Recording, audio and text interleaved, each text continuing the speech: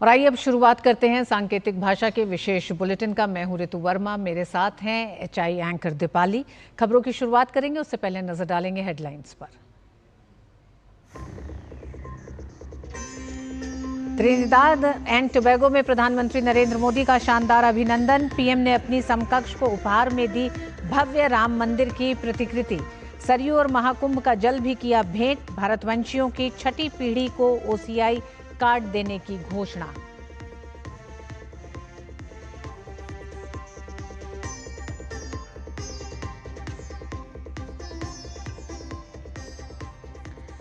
प्रधानमंत्री मोदी को दिया जाएगा त्रिनिदाद टोबैगो का सर्वोच्च नागरिक सम्मान। प्रधानमंत्री कमला प्रसाद बिसेसर ने पीएम मोदी को बताया सर्वाधिक सम्मानित नेता। आज दोनों देशों के बीच होगी द्विपक्षीय वार्ता।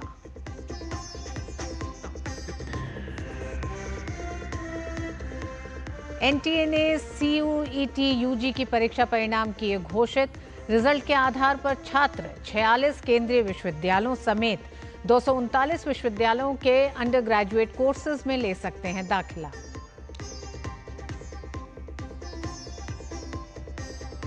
मौसम विभाग ने उत्तर पश्चिम और मध्य भारत में अगले 7 दिनों के दौरान भारी वर्षा का जताया अनुमान। केंद्रीय गृह मंत्री अमित शाह ने प्रभावित राज्यों के मुख्यमंत्रियों से की बात। हर संभव सहायता का दिया आश्वासन।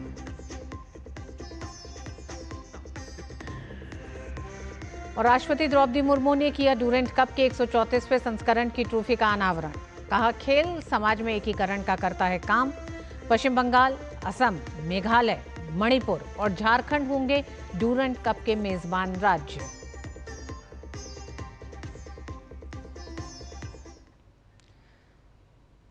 त्रिनिदाद और टोबैगो की यात्रा पर प्रधानमंत्री नरेंद्र मोदी जब राजधानी पोर्ट ऑफ स्पेन पहुंचे तो उनका भव्य स्वागत हुआ। पीएम ने भारतीय समुदाय के विशाल जनसमूह को भी संबोधित किया। पीएम को त्रिनिदाद और टोबैगो के सर्वोच्च नागरिक सम्मान से सम्मानित किया जाएगा।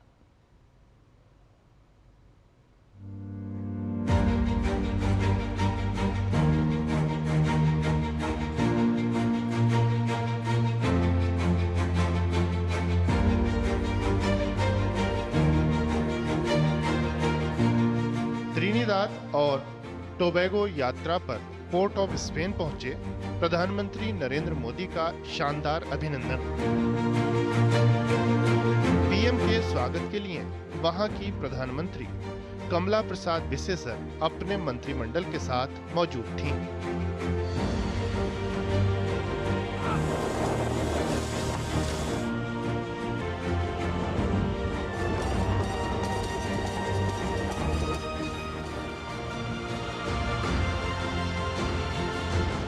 परंपरागत अंदाज और गर्मजोशी से भरे अभिनंदन के बाद पीएम होटल पहुंचे तो वहां भी भारतीय समुदाय उमड़ पड़ा। भोजपुरी चौताल प्रस्तुति ने इन पलों को और यादगार बना दिया।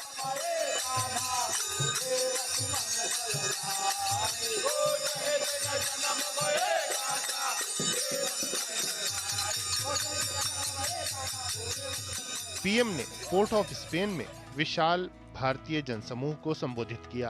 कार्यक्रम में त्रिनिदाद और टोबैगो की प्रधानमंत्री भी शरीक हुईं।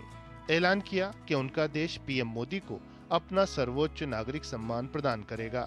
पीएम ने इसके लिए आभार जताया। पीएम ने त्रिनिदाद और टोबैगो के विकास में भारतीय समुदाय के योगदान को सराहा।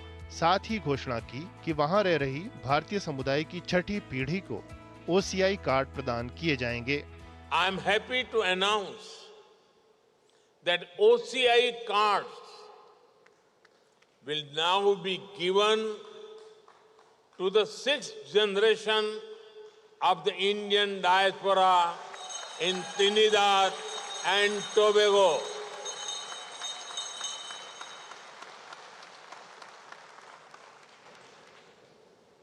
You are not just connected by blood or surname.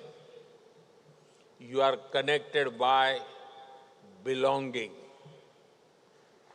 India looks out to you. India welcomes you. And India embraces you. PM ने अर्थव्यवस्था से अंतरिक्ष विज्ञान तक भारत की शानदार प्रगति की चर्चा की। पीएम कमला प्रसाद बिसेसर की बिहार की जड़ों का जिक्र करते हुए प्रधानमंत्री मोदी ने उन्हें बिहार की बेटी कहा। बिहार की विरासत भारत के साथ ही दुनिया का भी गौरव है। लोकतंत्र हो, राजनीति हो, कूटनीति हो, हायर एजुकेशन हो, बिहार ने सदियों पहले दुनिया को ऐसे अनेक विषयों में नई दिशा दिखाई थी। पीएम कमला प्रसाद बिसेसर ने प्रधानमंत्री नरेंद्र मोदी के नेतृत्व को सराहा। उन्होंने पीएम मोदी को विश्व का सर्वाधिक सम्मानित नेता बताया।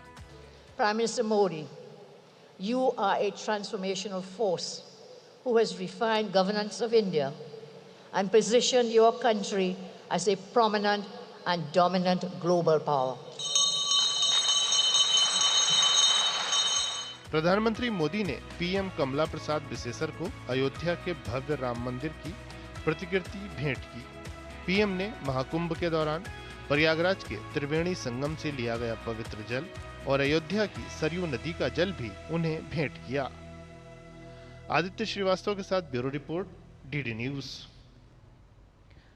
त्रिनिदाद और टोबैगो के बाद प्रधानमंत्री नरेंद्र मोदी अर्जेंटीना के 2 दिवसीय दौरे पर रहेंगे।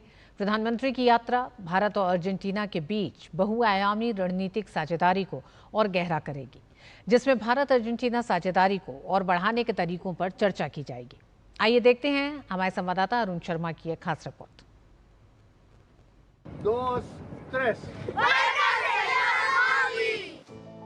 प्रधानमंत्री नरेंद्र मोदी 2 दिन की आधिकारिक यात्रा पर 4 और 5 जुलाई को अर्जेंटीना में होंगे, जो लैटिन अमेरिका के साथ भारत के रिश्तों को मजबूत करने की दिशा में एक बड़ा कदम है।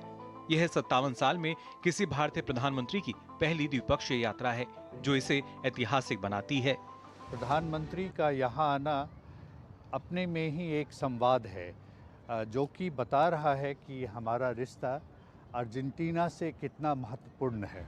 हमारा रिश्ता अर्जेंटीना के साथ मल्टीफेसेटेड है। सभी तरह के कार्यों में हम इनके साथ एक रिश्ता रखते हैं। इस यात्रा के दौरान पीएम मोदी अर्जेंटीना के राष्ट्रपति के साथ द्विपक्षीय वार्ता करेंगे। The Prime Minister's visit to Argentina comes at a particularly significant time as Argentina is undertaking major economic reforms, somewhat similar to those India went through in the past. Both leaders will, of course, discuss subjects of economic and trade interest to further strengthen bilateral relations. 2019 में Bharat Argentina के रिश्तों को रणनीतिक साझेदारी का दर्जा दिया गया था। अर्जेंटीना में रेयर अर्थ एलिमेंट्स के विशाल भंडार हैं, जो भारत की स्वच्छ ऊर्जा की जरूरतों के लिए महत्वपूर्ण हैं। अर्जेंटीना दुनिया के लिथियम ट्रायंगल का हिस्सा है। चिली और बोलीविया के साथ भारत के स्वच्छ ऊर्जा मिशन में अर्जेंटीना एक अहम साझेदार बन रहा है। अर्जेंटीना के पास दुनिया के दूसरे सबसे बड़े शेल गैस और चौथे सबसे बड़े शेल ऑयल भंडार हैं। भारत की टेलीमेडिसिन और डिजिटल हेल्थ केयर तकनीक अर्जेंटीना के दूरदराज के इलाकों में सस्ते और स्केलेबल मॉडल के जरिए मेडिकल सुविधाएं बढ़ाने में मदद कर सकती है। रक्षा, अंतरिक्ष, आईटी और डिजिटल पब्लिक इंफ्रास्ट्रक्चर में भारत की प्रगति अर्जेंटीना के लिए मूल्यवान विशेषज्ञता और अवसर प्रदान करती है। India is a country that has been growing economically so much, especially since you adopted the reforms opening the economy and adopting the rules of the market economy and open economies, and especially in this decade under the leadership of Prime Minister Modi. Argentina यात्रा के दौरान PM Modi Argentina के राष्ट्रीय नायक general जोस दे Sen Martin को श्रद्धांजलि देंगे। ये कदम भारत के स्वतंत्रता और राष्ट्रीय गौरव जैसे साझा मूल्यों के प्रति सम्मान को दर्शाता है। प्रधानमंत्री नरेंद्र मोदी का अर्जेंटीना दौरा दोनों देशों के बीच में एक नए अध्याय की शुरुआत करेगा। भारत और अर्जेंटीना का फोकस इस बात पर होगा कि कैसे स्वच्छ ऊर्जा, व्यापार और साथ ही साथ बेहतर सुरक्षा संबंधों को और ज्यादा बढ़ावा दिया जा सके। ये महज एक द्विपक्षीय दौरा नहीं है, ये इस बात को भी दर्शाता है कि कैसे ग्लोबल साउथ के देश एक साथ आ रहे हैं बेहतर भविष्य बनाने की दिशा के अंदर, और भारत और अर्जेंटीना इसके अंदर एक बेहतर साझेदार हैं। कैमरा पर्सन के राणा के साथ अरुण शर्मा, दूरदर्शन न्यूज, अर्जेंटीना। और वक्त एक छोटे से ब्रेक का। जब धरती चीर कर निकलता है लोहे का पत्थर और मिलता है मोंगिया के जोश से, फिर तपता है, पिघलता है और बनता है फौलाद। अब होता है सरिया सारी खूबियों के साथ। मोंगिया स्टील, मजबूत देश का मजबूत सरिया। कम ब्याज पे लोन चाहिए, वो भी ऐप से। वाह! अनजान ऐप से बचें। RBI कहता है जानकार बनिए, सतर्क रहिए। केंद्रीय अल्पसंख्यक कार्य मंत्री किरण रिजिजू ने हज समीक्षा बैठक की अध्यक्षता की। केंद्रीय मंत्री किरण रिजिजू ने कहा कि आज से हज 2026 की तैयारियां शुरू कर दी गई हैं। उन्होंने बताया कि 2025 में हज का प्रबंधन इतिहास में अब तक का सबसे बेहतरीन और सफल रहा। उन्होंने कहा कि हज आवेदन के लिए पोर्टल जल्द खोल दिए जाएंगे। हज का तैयारी आज से हम लोग ने शुरू कर दिया है।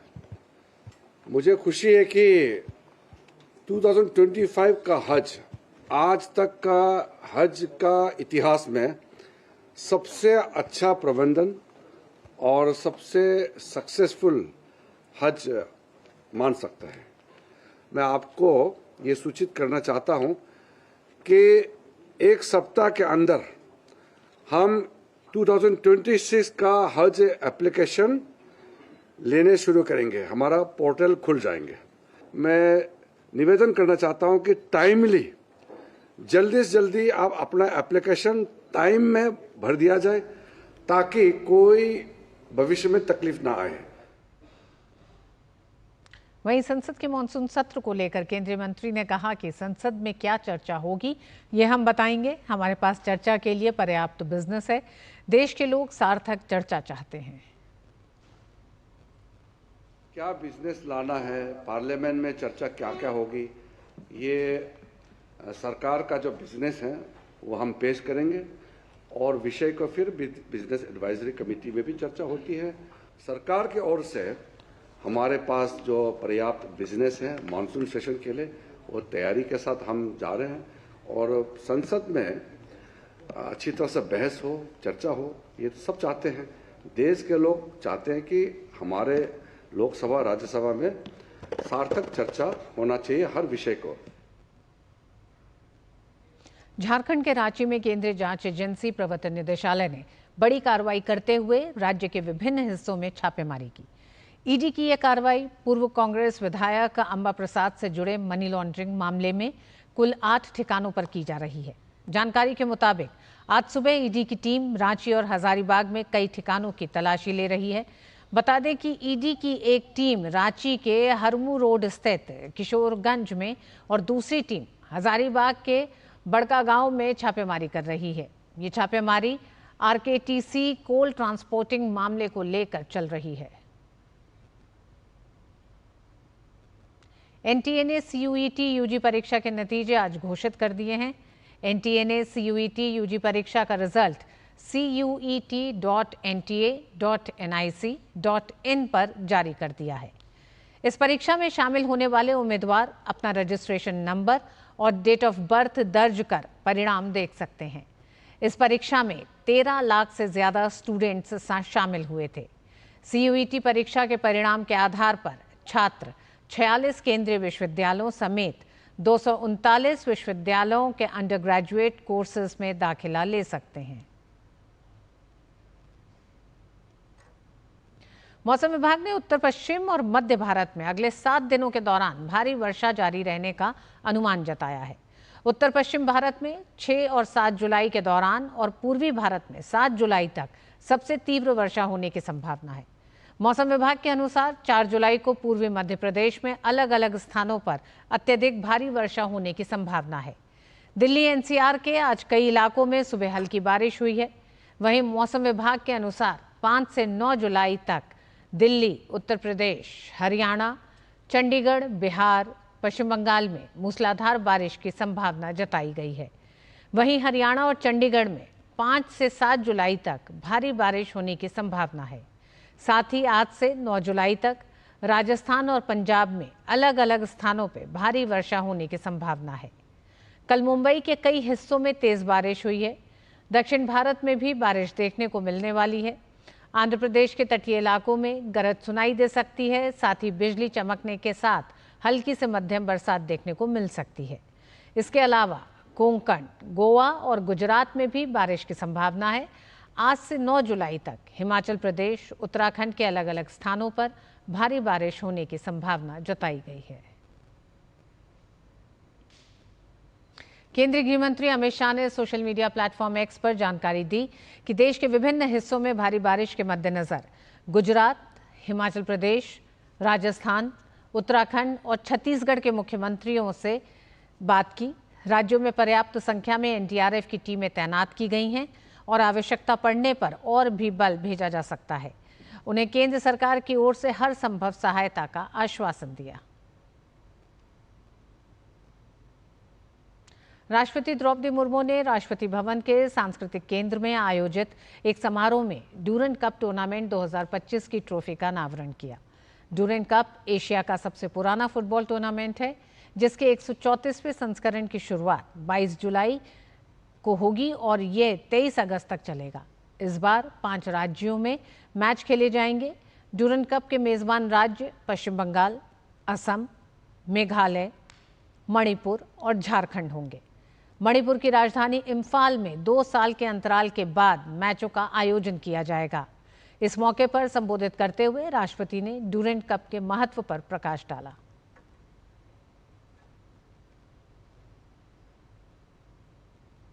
ड्यूरेंट कप भारत में फुटबॉल की परंपरा का एक प्रतीक है। मुझे अवगत कराया गया है कि ड्यूरेंट कप एशिया का सबसे पुराना फुटबॉल टूर्नामेंट है। अनेक उत्कृष्ट फुटबॉल टीम में इस टूर्नामेंट का भाग लिए हैं। इस बार ड्यूरेंट कप पूर्वी और उत्तर पूर्वी भारत में आयोजित किया जा रहा है। भारत के इन क्षेत्रों में फुटबॉल अत्यंत लोकप्रिय है। पूर्वी और उत्तर पूर्वी राज्यों में फुटबॉल न केवल एक खेल है, बल्कि लोगों की सांस्कृतिक पहचान का भी हिस्सा है। ये इन क्षेत्रों की जनजातीय और स्थानीय संस्कृतियों से गहराई से रचा बसा है, जो इसे केवल एक खेल नहीं बल्कि जीवन शैली का हिस्सा बनाता है। राष्ट्रपति द्रौपदी मुर्मू ने कहा कि खेल समाज में एकीकरण का काम करता है। खेलों में लोगों, क्षेत्रों और देशों को जोड़ने की अनोखी शक्ति होती है। भारत में खेल राष्ट्रीय एकीकरण का एक शक्तिशाली साधन रहे। जब ओलंपिक में या किसी अंतर्राष्ट्रीय प्रतियोगिता में तिरंगा लहराता है तो सभी देशवासी रोमांचित हो जाते हैं। केंद्रीय महिला एवं बाल विकास मंत्री अन्नपूर्णा देवी ने झारखंड के रांची में सावित्रीबाई फुले राष्ट्रीय महिला एवं बाल विकास संस्थान के नए क्षेत्रीय केंद्र का शुभारंभ किया। संस्थान का नाम महिला शिशु विकास संस्थान है। ये सावित्रीबाई फुले की विरासत को सम्मान है। इस मौके पर केंद्रीय महिला एवं बाल विकास राज्य मंत्री सावित्री ठाकुर और रक्षा राज्य मंत्री संजय सेठ भी उपस्थित थी। नया क्षेत्रीय केंद्र झारखंड, बिहार, ओडिशा और पश्चिम बंगाल राज्यों की सांस्कृतिक विविधता को बरकरार रखते हुए मिशन शक्ति, मिशन सामर्थ्य, मिशन वात्सल्य, मिशन सक्षम आंगनवाड़ी, नव्या और पोषण 2.0 योजनाओं जैसी पहलों के प्रशिक्षण और अनुसंधान पर बल देगा। केंद्रीय महिला एवं बाल विकास मंत्री अन्नपूर्णा देवी ने कार्यक्रम को संबोधित करते हुए कहा कि यह अवसर विचार विकास और विजन को हकीकत में बदलने का अवसर है।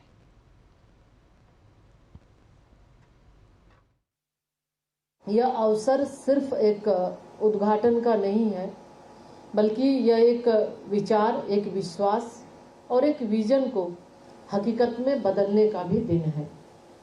क्योंकि जब हम एक महिला की सुरक्षा और बच्चे की मुस्कान को विश्वास में बदलते हैं, तब हम भारत के उज्जवल भविष्य की नींव भी रखते हैं।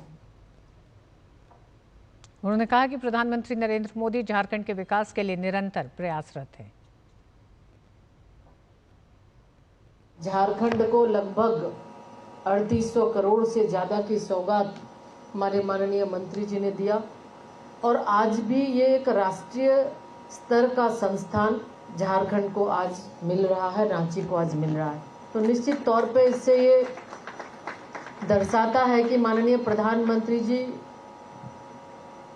राज्य के विकास के लिए, झारखंड के विकास के लिए निरंतर प्रयासरत हैं। नौसेना ने विशाखापट्टनम में INS डेगा में दूसरे बेसिक हॉक कन्वर्जन कोर्स के समापन का गर्व से जश्न मनाया। ये कोर्स नौसेना के हॉक विमानों के पायलटों को प्रशिक्षित करने के लिए आयोजित किया गया था। इस कार्यक्रम में रियर एडमिरल जनक बेवली, ACNS वायु ने लेफ्टिनेंट अतुल कुमार ढुल और सब लेफ्टिनेंट आस्था पुनिया को विंग्स ऑफ गोल्ड से सम्मानित किया। SLT आस्था पुनिया नौसेना विमानन की फाइटर स्ट्रीम में शामिल होने वाली पहली महिला बनी। ये नौसेना में महिला फाइटर पायलटों के एक नए युग की शुरुआत है। नौसेना ने पहले ही MR एयरक्राफ्ट, हेलीकॉप्टर में पायलट और नौसेना वायु संचालन में महिला अधिकारियों को शामिल किया है। दुनिया भर में सामाजिक मुद्दों, जनमत और जनसांख्यिकी रुझानों पर ध्यान केंद्रित करने वाली प्यू रिसर्च सेंटर के नई रिपोर्ट के अनुसार भारत उन देशों में शामिल है जहां लोकतंत्र से संतुष्टि का स्तर सबसे अधिक है। प्यू सर्वेक्षण के अनुसार भारत में 74% लोग लोकतंत्र से संतुष्ट पाए गए, जबकि जापान में केवल 24% लोगों ने संतुष्टि जताई, जो सबसे कम है। ये सर्वेक्षण भारत की लोकतांत्रिक और आर्थिक स्थिति को लेकर सकारात्मक छवि प्रस्तुत करता है, जो वैश्विक संदर्भ में इसे एक मजबूत लोकतंत्र के रूप में स्थापित करता है।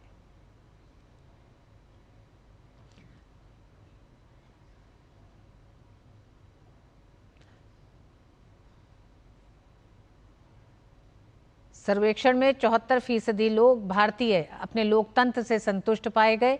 वहीं भारत उन चुनिंदा देशों में से एक है जहां लोग लोकतंत्र व अर्थव्यवस्था दोनों से अपेक्षाकृत संतुष्ट है। 23 देशों में किए सर्वेक्षण में फ्रांस, ग्रीस, इटली, जापान और दक्षिण कोरिया में लोगों ने दोनों के प्रति असंतुष्टि व्यक्त की।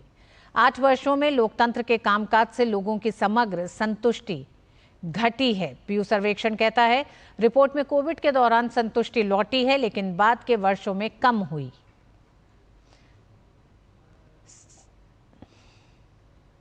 बर्मिंघम टेस्ट के दूसरे दिन भारतीय कप्तान शुभमन गिल ने इतिहास रचने में कामयाबी पाई। शुभमन ने भारत की पहली पारी में दोहरा शतक लगाया। इस दोहरे शतक के साथ ही शुभमन ने कई रिकॉर्ड्स तोड़ दिए हैं। एक नजर शुभमन गिल के इस ऐतिहासिक पारी और उनके नए रिकॉर्ड्स पर।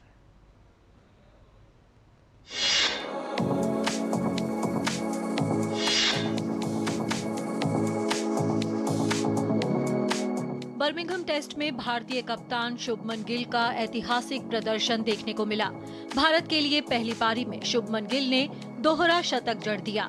इस यादगार पारी के साथ ही शुभमन ने अपने नाम कई रिकॉर्ड्स भी दर्ज कर लिए। शुभमन गिल इंग्लैंड में किसी टेस्ट में दोहरा शतक जड़ने वाले पहले भारतीय कप्तान बन गए हैं। इससे पहले इंग्लैंड में किसी भारतीय कप्तान का पिछला सर्वश्रेष्ठ प्रदर्शन मोहम्मद अजहरुद्दीन का था। अजहरुद्दीन ने अगस्त 1990 में मैनचेस्टर में 179 रन की पारी खेली थी। इंग्लैंड में किसी टेस्ट में दोहरा शतक जड़ने वाले शुभमन गिल तीसरे भारतीय हैं। शुभमन से पहले ओवल के मैदान पर सुनील गावस्कर ने 1979 में और राहुल द्रविड़ ने 2002 में दोहरा शतक लगाया था। शुभमन गिल के 269 रन टेस्ट क्रिकेट में किसी भारतीय कप्तान का सबसे बड़ा स्कोर है। इससे पहले विराट कोहली ने 2019 में दक्षिण अफ्रीका के खिलाफ पुणे में 254 रन बनाए थे। वहीं शुभमन गिल विदेशी धरती पर टेस्ट क्रिकेट में सबसे बड़ी पारी खेलने वाले भारतीय कप्तान बन गए हैं। शुभमन ने इस मामले में भी विराट कोहली के ही रिकॉर्ड को तोड़ा। शुभमन के 269 रन एशिया के बाहर किसी भारतीय बल्लेबाज का सबसे बड़ा स्कोर है। इससे पहले सचिन तेंदुलकर ने 2004 में सिडनी में 241 रन बनाए थे। विदेश में खेले गए किसी टेस्ट में ये किसी भारतीय का तीसरा सबसे बड़ा स्कोर है। वीरेंद्र सहवाग ने मुल्तान में 309 रन बनाए थे। वहीं राहुल द्रविड़ ने रावलपिंडी में 270 रन बनाए थे। इस दोहरे शतक के साथ शुभमन गिल ऐसे चुनिंदा बल्लेबाजों की सूची में शामिल हो गए हैं जिनके नाम टेस्ट और वनडे दोनों में दोहरे शतक हैं।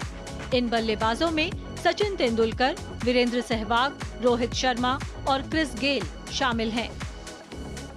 जाहिर है टेस्ट कप्तान के तौर पर अपनी पहली ही सीरीज में शुभमन गिल ने दिखा दिया है कि वे कप्तान और टीम के प्रमुख बल्लेबाज की दोहरी जिम्मेदारी को बखूबी निभाने में सक्षम हैं। शुभमन ने टीम के सभी बल्लेबाजों के सामने एक सशक्त उदाहरण पेश किया है और सीरीज में 0-1 से पिछड़ रही भारतीय टीम को ये टेस्ट जीतकर सीरीज में बराबरी हासिल करने का एक शानदार मौका दिया है। Sports desk, DD news. और इस बुलेटिन में बस इतना ही। मुझे और दीपाली को दीजिए अनुमति। नमस्कार।